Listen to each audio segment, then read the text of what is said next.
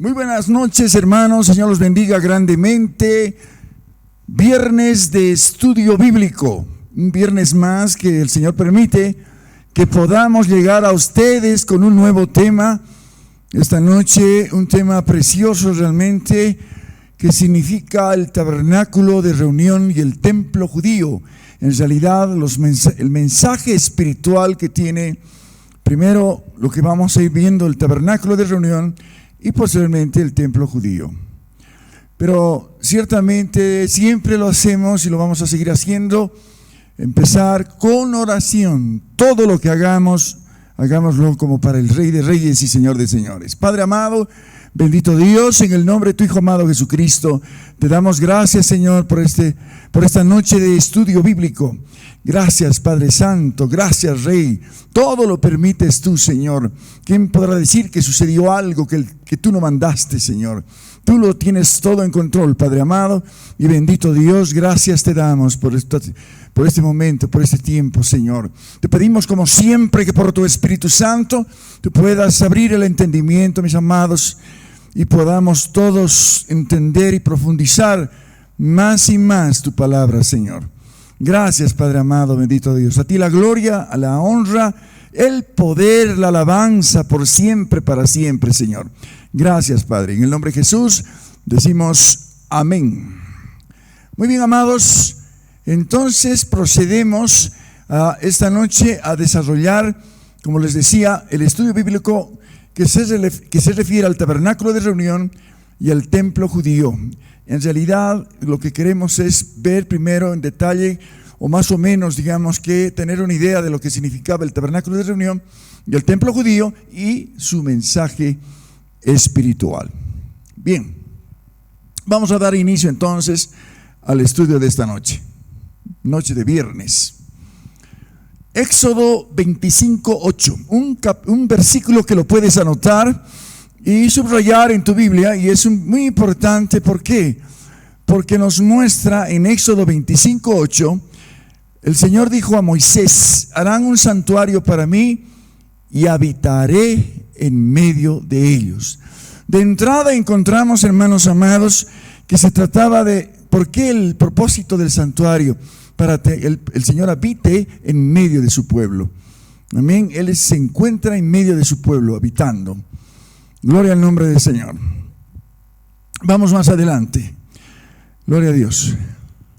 Segunda de Crónicas 7:1. Aquí ya nos estamos refiriendo al templo. Posteriormente al tabernáculo de reunión viene el templo. En Segunda de Crónicas capítulo 7 versículo 1 dice: cuando Salomón acabó de orar, descendió fuego de los cielos y consumió el holocausto y las víctimas, y la gloria del Señor llenó la casa, el templo judío en Jerusalén. Entonces vamos a ir viendo estos dos aspectos, tanto tabernáculo de reunión como el templo judío. Gloria al nombre del Señor. Bien, la pregunta que nos hacemos inicialmente, como siempre en el estudio que realizamos los viernes: ¿cuál será la diferencia entre el tabernáculo de reunión y el templo judío? ¿Cuál será la diferencia entre estos dos? El tabernáculo de reunión y el templo judío. El tabernáculo de reunión, primero, era un santuario edificado por mandato del Señor a Moisés en el desierto, una vez que el pueblo de Israel fue libertado por el Señor de la esclavitud de Egipto. Nosotros sabemos por el relato bíblico, hermanos amados, que Israel fue cautivo en Egipto durante 400 años. Estuvieron esclavizados en Egipto hasta que el Señor levantó a Moisés y lo sacó de casa de servidumbre con mano fuerte. Y ya en el desierto el Señor permitió y mandó que Moisés edificase un santuario, que edificase un tabernáculo de reunión. Vamos más adelante. Tabernáculo de reunión. El templo judío fue una edificación levantada por el rey Salomón, hijo del rey David, cuando ya Israel había logrado la conquista de la tierra prometida siglos más tarde. Esto ya fue cuando estaban en lugar ya fijo. Entonces el Señor permitió que se edificase un templo judío, un templo que se llamó precisamente el templo de Dios, templo judío. Primero vamos a ver entonces, ahí está la foto, ahí ustedes ven el gráfico, tabernáculo de reunión. Ustedes van viendo de qué se trataba, ¿verdad? Una única puerta, ustedes están pudiendo ver el altar del holocausto, más adelante el lavacro y más adelante lo que viene a ser las tiendas donde se encontraba precisamente el lugar santo y santísimo. Tabernáculo de reunión, como notan ustedes, se encontraba en medio de las tribus. Las tribus estaban ahí asentadas alrededor y el tabernáculo de reunión venía al centro. Más adelante, por favor. ¿Ven? Inicialmente fue lugar de adoración a Dios por parte de su pueblo Israel. Tenemos el versículo que ya lo hemos desarrollado, Éxodo 25:8, y en el capítulo 26 encontramos el detalle que el Señor dio a Moisés para que pudiese hacerse el tabernáculo de reunión donde manifestaría el Señor su presencia. Se trataba de un santuario portátil. ¿Qué decimos portátil? Porque se armaba y desarmaba. En forma de tienda, una cubierta de pieles de carneros y tejones que fue levantado en el desierto por mandato del Señor a su siervo Moisés. Vez tras vez, a través de una serie de jornadas, armaban y desarmaban. Llegaban a un lugar, armaban el tabernáculo de reunión. Esto era solamente los levitas podían portar los utensilios sagrados y estaban ellos los encargados de armar y desarmar el tabernáculo en el lugar donde el Señor indicaba que se arme. Amén. Esto vez tras vez, en una jornadas permanentes rumbo a la tierra prometida. Al tener la particularidad de armarse y desarmarse, fue utilizado por Israel todo el tiempo de la peregrinación en el desierto hasta la conquista de la tierra prometida, Canaán, ¿no es cierto? Hasta la conquista de la tierra prometida. Vez tras vez, entonces, era esta particularidad tenía el tabernáculo de reunión. Vamos viendo más adelante. Amén. La Biblia, en la epístola a los Hebreos, resume las áreas establecidas en el tabernáculo de reunión. Hermanos queridos, aquí viene lo siguiente. El Antiguo Testamento contiene el Nuevo y el Nuevo explica el Antiguo. Por eso la Biblia en Hebreos, ya en el Nuevo Testamento, resume las áreas establecidas en el tabernáculo de reunión que hemos ido viendo en los gráficos anteriores. Vamos más adelante, vamos a ver. ¿Amén? ¿Qué es lo que nos dice? Hebreos capítulo 9, versículo 1 al 5. ¿Qué es lo que dice el autor a los Hebreos? Ahora bien, en el primer pacto, o en el Antiguo Testamento, tenía ordenanzas de culto, un santuario terrenal.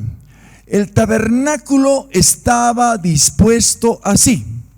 En la primera parte, llamada el lugar santo. Vamos más adelante, amén. Que es lo que nos dice Hebreos, capítulo 9, versículo 1 al 5. Amén. ¿Qué dice? Estaban el candelabro que se llama menorá. Entrando al lugar santo, a la mano izquierda, se encontraba el candelabro, que significa en hebreo menorá. La mesa y los panes de la proposición al frente. Tras el segundo velo estaba la parte del tabernáculo llamada el lugar santísimo, el cual tenía un incensario de oro y el arca del pacto cubierta de oro por todas partes, en la que estaba una urna de oro que contenía el maná, la vara de Aarón que reverdeció y las tablas del pacto. Y sobre ellos los querubines de gloria que cubrían el propiciatorio, de las cuales cosas no se puede hablar en detalle, dice, ¿verdad?, el autor a los Hebreos.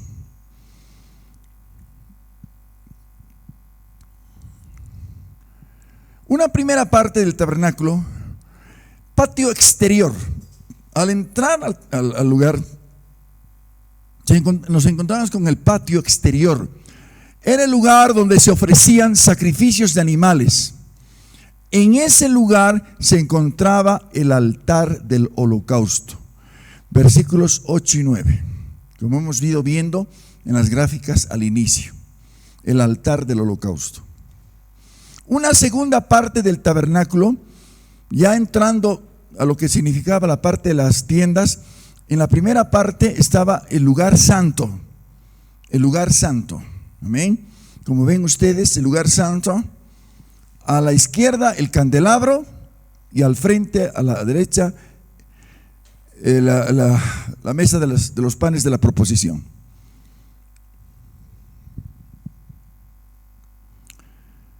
Una tercera parte llamado el lugar santísimo, que era lo más adentro, era donde solo el sumo sacerdote, escogido de entre los sacerdotes levitas, una vez al año podía ingresar a la presencia de Dios, llevando en una mano la sangre del sacrificio para derramarla sobre el propiciatorio y en la otra mano el incensario de oro.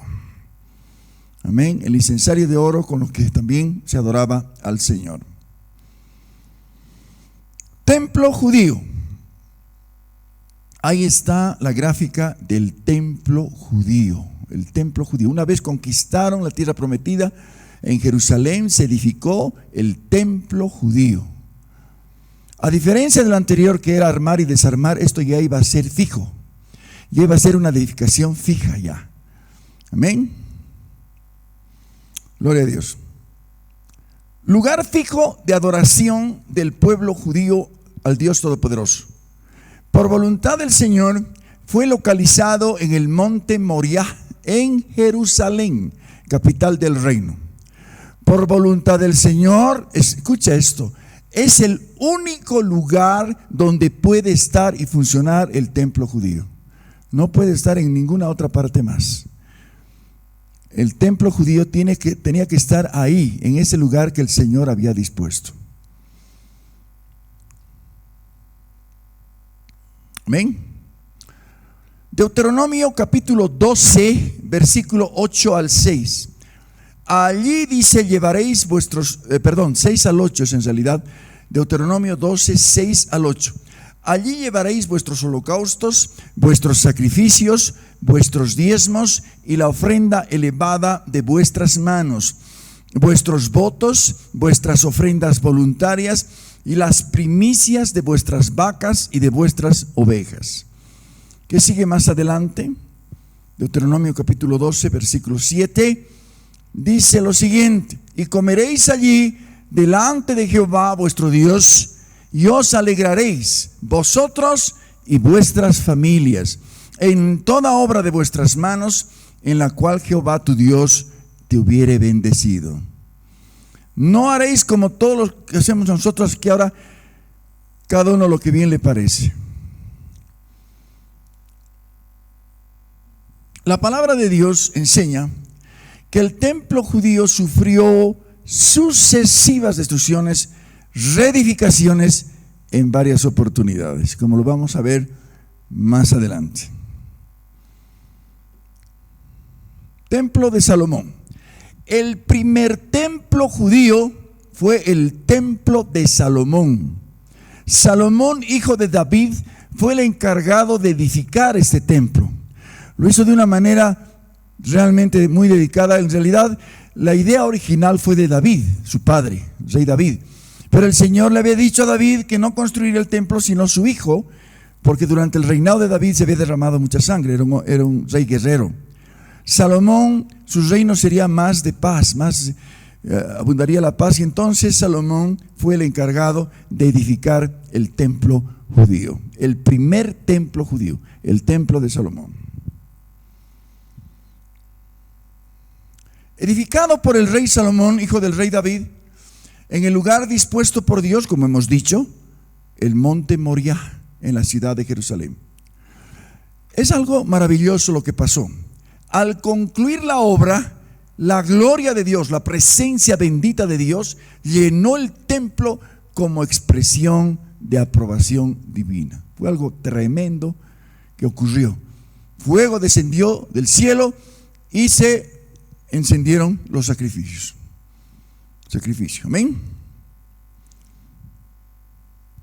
Gloria a Dios. Había llenado la casa cuando, Segunda de Crónicas 7, 1 al 3. Cuando Salomón acabó de orar, descendió fuego de los cielos, ahí está, y consumió el holocausto, las víctimas, la gloria del Señor. Amén. Y no podían, a ver un ratito antes, por favor. No podían, dice, entrar los sacerdotes en la casa del Señor, porque la gloria del Señor había llenado su casa. Amén. Fue tremenda esta presencia bendita. Más adelante que dice, en Segunda de Crónicas 7, adelante. Amén. Dice, había llenado la casa. Cuando vieron todos los hijos de Israel descender fuego y la gloria del Señor sobre la casa, se postraron sobre sus rostros en el pavimento y adoraron y alabaron al Señor diciendo, porque Él es bueno y su misericordia es para siempre. Su misericordia es para siempre. Amén. Gloria al nombre del Señor. Se concluyó en 7 años. 7 años duró la construcción del primer templo judío en Jerusalén. Como consecuencia de la apostasía, que significa la rebelión contra Dios, en la que cayó el pueblo de Israel, fue destruido por Nabucodonosor, rey de Babilonia. Lamentablemente, por la desobediencia del pueblo. Amén. La palabra de Dios nos enseña en Segunda de Reyes 25, 8 y 9, en el mes quinto, a los 7 días del mes, siendo el año 19 de Nabucodonosor, rey de Babilonia, vino a Jerusalén Nabuzaradán, capitán de la guardia, siervo del rey de Babilonia, quemó la casa del Señor y la casa del rey y todas las casas de Jerusalén, todas las casas de los príncipes quemó a fuego. Templo de Zorobabel, el segundo templo judío, el templo de Zorobabel. ¿Quién fue Zorobabel? Zorobabel fue alguien que los ancianos de Israel delegaron para que sea el que encabece la reconstrucción del templo que Nabucodonosor había destruido. Volvieron de Babilonia, volvieron de la cautividad y reedificaron el templo. Cumplido el exilio de 70 años en Babilonia, determinado por Dios a su pueblo, profetizado por el profeta Jeremías. 70 años estuvieron cautivos en Babilonia. Precisamente el profeta Jeremías había recibido del Señor tal profecía, que estarían cautivos 70 años, al cabo de los cuales volverían.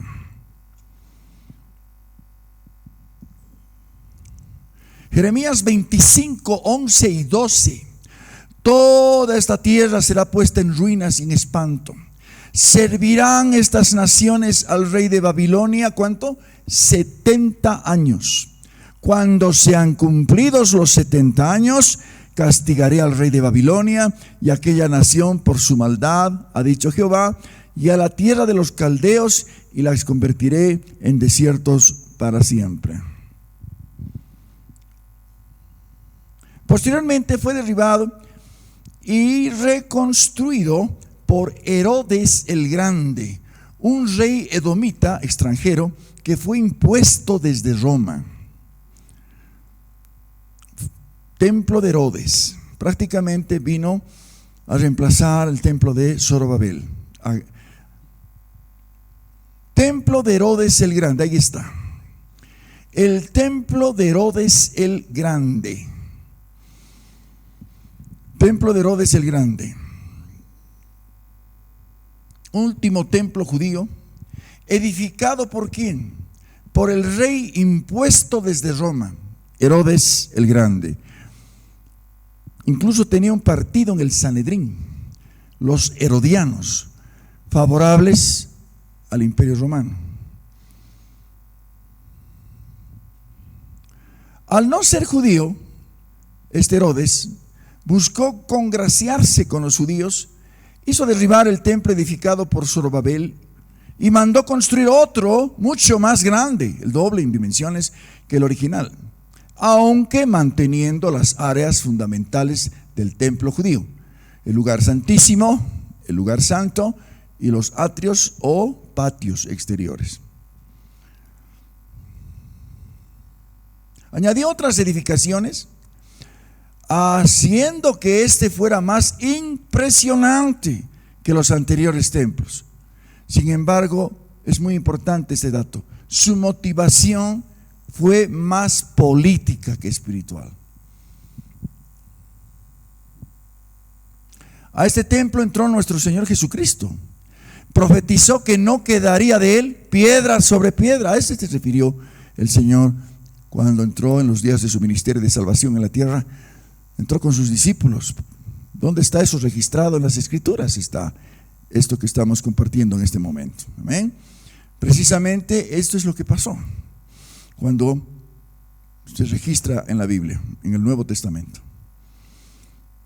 Dice más adelante, Mateo 24, 1, 2. Puedes anotar, subrayar. Cuando Jesús salió del templo de Herodes y se iba, se acercaron sus discípulos para mostrarle los edificios del templo. Respondiendo les dijo: ¿ves todo esto?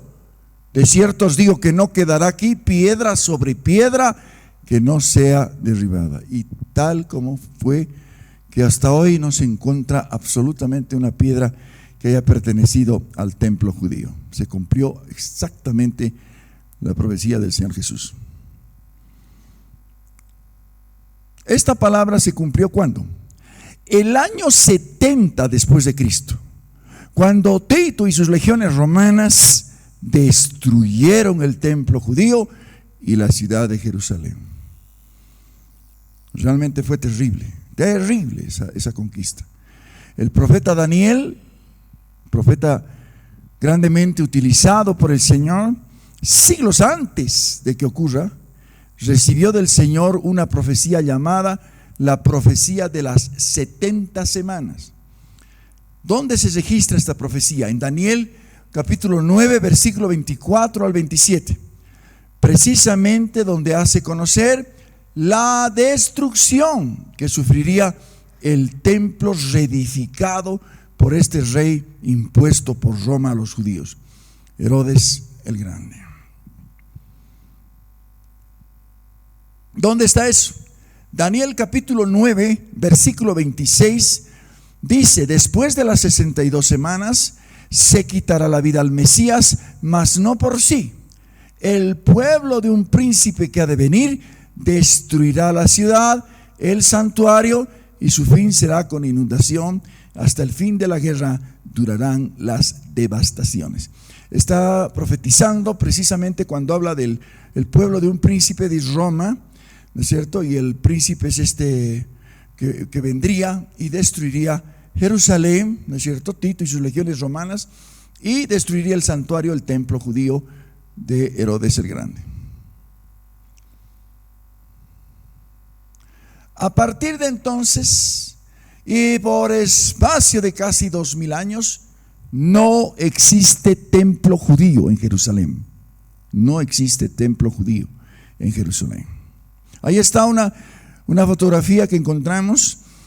Ustedes pueden ver la cúpula de la Roca Dorada. Esa cúpula dorada es la cúpula de justamente la mezquita de Omar, que pertenece al Islam. Y más acá vemos el patio, hay un patio ahí, ¿verdad? Que es el lote del templo, le llaman, el lote del templo. Está totalmente vacío, ¿verdad? La Biblia menciona en palabra profética la existencia de un templo judío para el último tiempo, por lo que discernimos que será en el futuro nuevamente reedificado en un próximo futuro y cada vez más cercano. Es lugar donde el anticristo se hará adorar como si fuera Dios. Eso está en palabra profética. En la actualidad, en la parte del lugar que ocupaba el templo judío, se halla construida la mezquita de Omar. Ahí está, ustedes ven. Generalmente las fotografías de Israel de turismo muestran precisamente la mezquita de Omar. Se halla construida la mezquita de Omar, llamada la Cúpula de la Roca, que viene a ser el tercer centro religioso más importante del Islam. La pregunta: ¿cuál fue el propósito de Dios para ordenar a Moisés la edificación del tabernáculo de reunión primero? A la salida de Egipto, cuando los libertó a la cabeza de Moisés, el Señor hizo edificar primero el tabernáculo de reunión. ¿Amén? ¿Cuál será ese propósito del Señor? La Biblia, esto es algo muy importante. La Biblia nos enseña que el propósito de Dios siempre ha sido habitar en medio de su pueblo. Habitar en medio de su pueblo. Amén.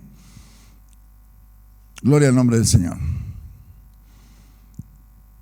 Éxodo 25:8, el pasaje con el que iniciábamos este estudio de esta noche.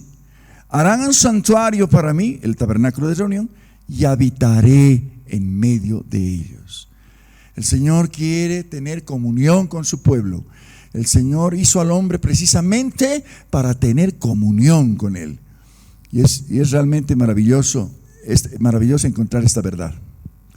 Más adelante, hermanitos, por favor. Amén. Sigamos. El Señor hizo al hombre para establecer una comunión con él. Ese es el propósito por el cual Dios hizo al hombre, para establecer una comunión con él. Génesis 1:26, desde el principio, desde el primer libro de la Biblia, cuando el Señor hizo al hombre, dice: entonces dijo Dios, hagamos al hombre a nuestra imagen, conforme a nuestra semejanza. Señoree en los peces del mar, en las aves de los cielos, en las bestias, en toda la tierra y en todo animal que se arrastra sobre la tierra. Por ello, el Señor hizo al hombre y a la mujer para manifestar en ellos su gloria. Es decir, para que puedan ser imagen de su gloria, y por esta imagen ellos podrían responder a Dios y tener comunión con Él.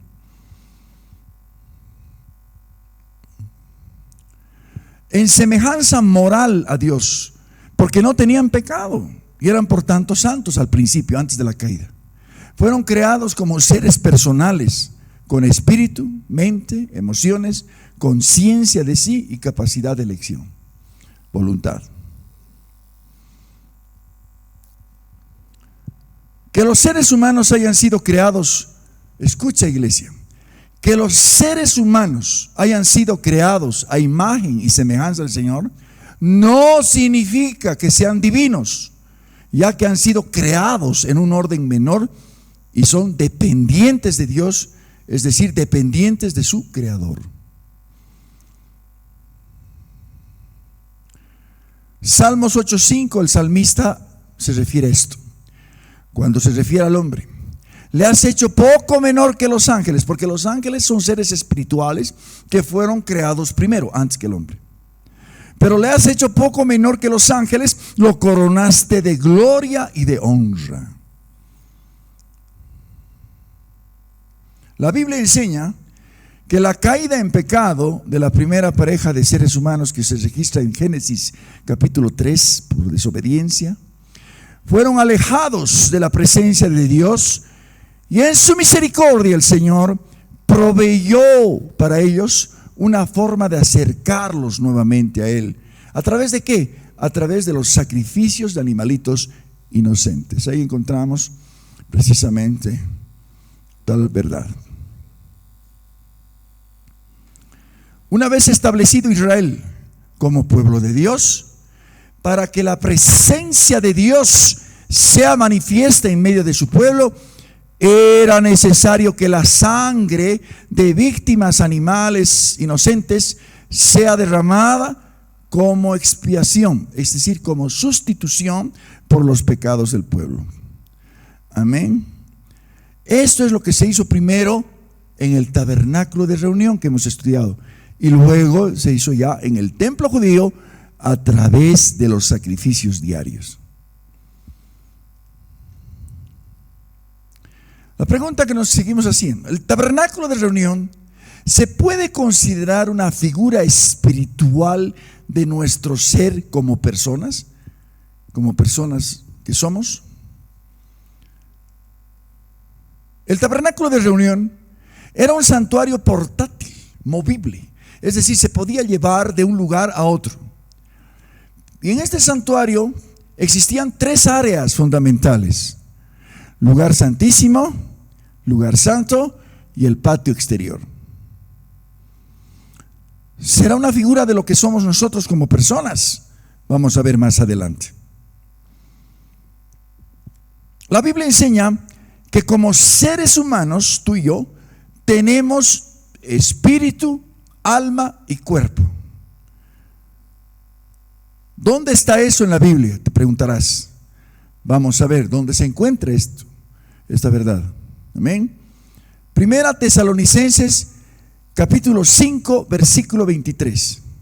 Y el mismo Dios de paz os santifique por completo, dice por completo, todo vuestro ser, subraya esto, todo vuestro ser, que había sido espíritu, alma y cuerpo, sea guardado irreprensible para la venida de nuestro Señor Jesucristo. Ahí está, espíritu, alma y cuerpo. Por tanto, aplicando a nuestro ser tenemos, ¿qué sería el lugar santísimo? Sería nuestro espíritu humano, donde se manifiesta la presencia, la gloria del Señor, a través del Espíritu Santo que viene a morar en este lugar, luego de conversión o el nuevo nacimiento. Con la palabra, cuando se experimenta el nuevo nacimiento, la persona confiesa a Jesucristo como Señor y Salvador, viene a morar el Espíritu Santo al espíritu humano. Ahí es donde se manifiesta la presencia de Dios, amén, su presencia bendita, por el nuevo nacimiento. Lugar santo, el alma, vendría a ser el alma en nosotros, donde se busca llegar a la presencia bendita. Y después el atrio sería el cuerpo exterior, o el patio sería el cuerpo exterior. Los 3 áreas que habían tanto en el tabernáculo de reunión y más tarde el templo judío. Pregunta: para adorar al Señor, ¿es necesario un templo o un santuario físico necesariamente? Es una pregunta importante. Para adorar al Señor, ¿será necesario un templo o un santuario físico necesariamente hoy? En el diálogo que el Señor Jesús sostuvo con la mujer samaritana, descrito en el relato bíblico, en el Evangelio de Juan, del evangelista Juan, le hace conocer que llegaría un día, y ahora es, que los verdaderos adoradores no necesitarían un santuario hecho de manos humanas para adorar al Señor, sino que lo adorarían en espíritu y en verdad. Es decir, la adoración buscaría ser espiritual. Esta preciosa verdad es la que hizo conocer el Señor a la mujer samaritana y que el evangelista Juan registra en el Evangelio. Puedes buscar Juan 4, 21 al 24. Puedes anotar y subrayar. Jesús le dijo: mujer, créeme que la hora viene cuando ni en este monte ni en Jerusalén adoraréis al Padre. ¿A qué se estaba refiriendo en este monte? El monte donde los samaritanos tenían su santuario en el norte. Ni en este monte ni en Jerusalén, al sur, en Jerusalén. Vosotros adoráis lo que no sabéis. Nosotros adoramos lo que sabemos, porque la salvación viene de los judíos. En este punto, hermanos queridos, por favor, aclaremos. No es que los judíos van a dar la salvación, sino que la Biblia está escrita por judíos en su mayor parte. Y fueron judíos utilizados por el Señor para llevar el mensaje de salvación. Es más, de Israel vino Jesucristo, ¿verdad? Y justamente a lo suyo vino, pero los suyos no les recibieron. Y ahí justamente está lo que sabemos que la salvación viene de parte en el plan de Dios de salvación a través de los judíos. Precisamente dentro del plan divino establecido por Dios, hace de cada uno de sus hijos y sus hijas templos espirituales donde habita el Espíritu Santo de Dios. Primera de Corintios 6:19. Justamente el apóstol Pablo, inspirado por el Espíritu Santo, cuando escribe su carta a los Corintios, ¿qué les dice? ¿Ignoráis que vuestro cuerpo es ¿qué? Templo del Espíritu Santo, el cual está en vosotros, el cual tenéis de Dios y que no sois vuestros? Hechos 17:24. Qué tremendo esto. El apóstol Pablo, en uno de sus viajes misioneros, hace conocer lo siguiente: el Dios que hizo el mundo y todas las cosas que en él hay, siendo Señor del cielo y de la tierra, no habita en templos hechos por manos humanas. Amén. Esto es lo que aclara. Entonces, el lugar donde la iglesia local, porque ahora lo que hay son iglesias locales extendidas en toda la tierra, iglesias locales. Se reúne cuando la iglesia local se reúne periódicamente, ¿se podrá considerar como templo de Dios? ¿El lugar donde funciona una iglesia local? Es importante responder esta pregunta. Amén. Vamos más adelante. Si bien el lugar físico de reunión de la iglesia local, los primeros días de semana, los domingos, en los cultos, el lugar físico de reunión de la iglesia local se convierte en un santuario o casa de adoración cuando la iglesia se reúne a adorar, alabar, compartir la palabra del Señor. Es importante discernir que el que le da esta característica al lugar son los santuarios individuales que se reúnen allí, o sea, los hermanos y hermanas. Es decir, todos y cada uno de los hijos e hijas de Dios. Amén. Esto se ha convertido templos del Espíritu Santo por el nuevo nacimiento o conversión al Señor. Llegan a este lugar deseosos de adorar, deseosos de bendecir, profundamente agradecer con gozo al Señor que los tomó por hijos. Amén. La iglesia local. Gloria a Dios. La Biblia califica a la iglesia del Señor como casa del Dios viviente, pero en un sentido estrictamente espiritual. Profundo mensaje espiritual. Considera a la iglesia como casa del Dios viviente. Por eso precisamente encontramos en Hebreos capítulo 10, 25 la exhortación que hace el autor a los hebreos. Algo que debemos considerar siempre, hermanos queridos, por favor. No dejando de congregarse como algunos tienen por costumbre, sino exhortándonos tanto más cuanto veis que aquel día se acerca. ¿Cuál día se estará refiriendo? Al día de la venida del Rey.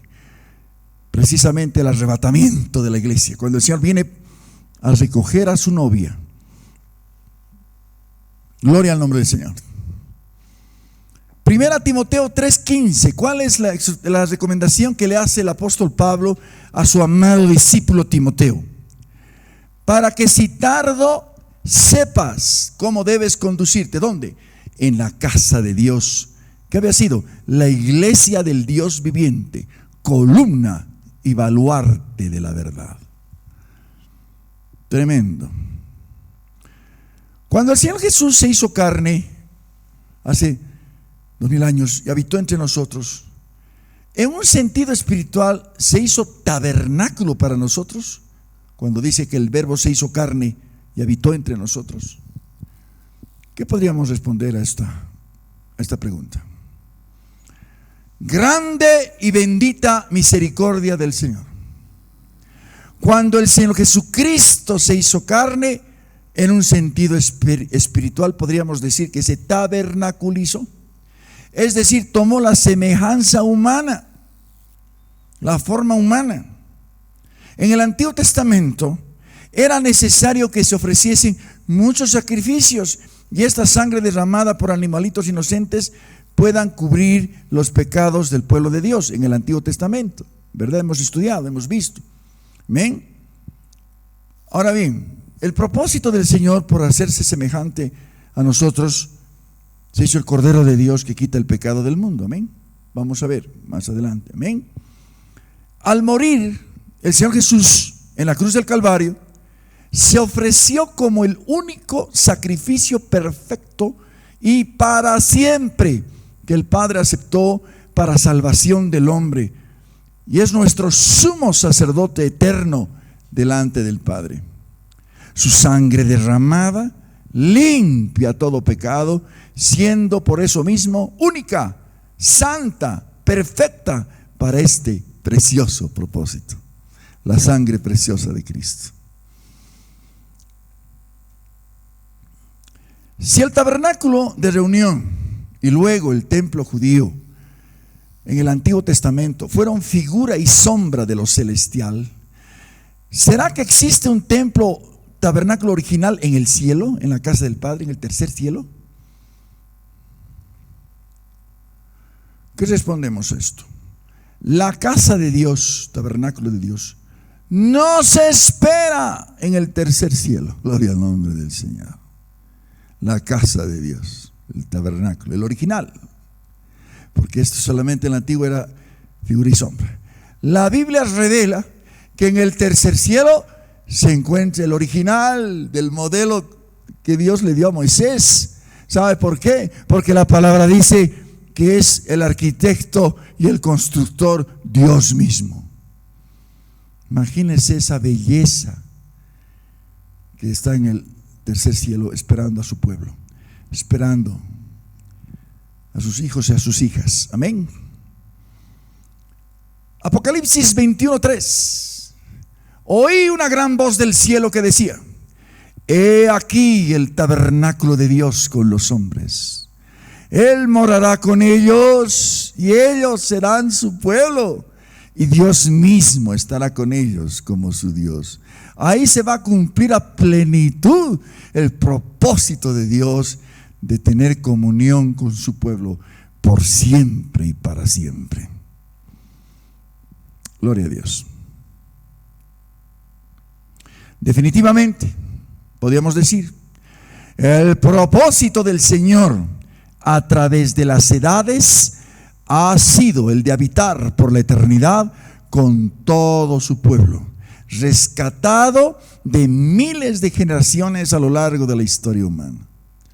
Al fin de los tiempos encontrará su pleno cumplimiento. Gloria a Dios, aleluya, amén.